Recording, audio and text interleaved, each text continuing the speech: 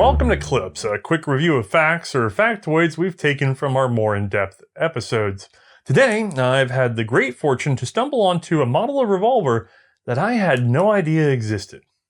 Alright, fans of the show will of course recognize the beautiful Portuguese Abadie model of 1886, which is known for its unique loading gate that actually cams back the hammer and allows us to load and unload the gun by pulling the trigger. Oh, there we go. Helps to actually let it all the way forward. And it doesn't index the hammer, so that means it's safe to load this way. The hammer is locked back, and then we can close the gate, and now pulling the trigger results in a bang. Not confusing at all.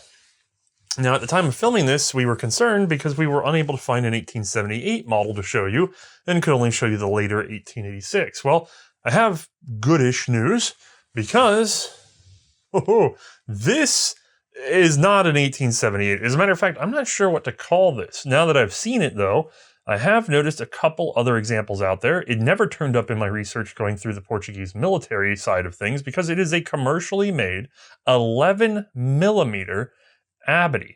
Now, in terms of measuring this, we've found that it's probably 11mm French ordnance, but the numbers are a little bit awkward, and we're suffering some problems that I'm going to show you why in just a moment. But this is a very rare commercial Abadie that happens to have the most important feature to me of the 78. In terms of the ejector, unfortunately, that's still very much the 86 pattern, so this must be somewhere between the original 78 and the 86, probably for sale into France. But let's get a closer look at some of the unique features. First and foremost, this is an Abadie. In other words, I can open this gate, it cams on the hammer, and now I can pull the trigger, and the hammer doesn't move. This is actually in very fine condition. Now, let's go ahead and talk about that cylinder, because if you look carefully, you can see, let me get you guys a better angle. There we go. It doesn't have the normal rebating for the rim of the cartridge. You know, in this case, on the 86, by the way, look at the scale difference on these two. In the 86, you can see each individual chamber has its own little rebate for the rim to sit down in there. In this case, they've just gone ahead and milled out the whole back face, which means we can make some estimations about rim size, but we can't be 100% sure down to the iota. Do the rims actually touch down on each other, or is there a little bit of gap expected? I'm not entirely positive. What I really care about is this little guy here that you can see above the grip, and the fact that there's no external grip screw. If we flip her over, we can see threading for a grip screw, but the head is somewhere inside the Revolver. This is very interesting to me. It's something I really wanted to see on the 78, and I'm glad I get to see it here. So let's go ahead and take this apart. Just like our 86, we pull down on the trigger guard. It does not cam the front of the plate. I'm unsure if this is all 78s or just this one commercial model. And then the plate flips over. This is familiar from our Abadie episode. If you want to know more about the action, again, we have an Abadie episode. But what I want to see is this, because I find it very fascinating in terms of a solution for grip screws working themselves loose.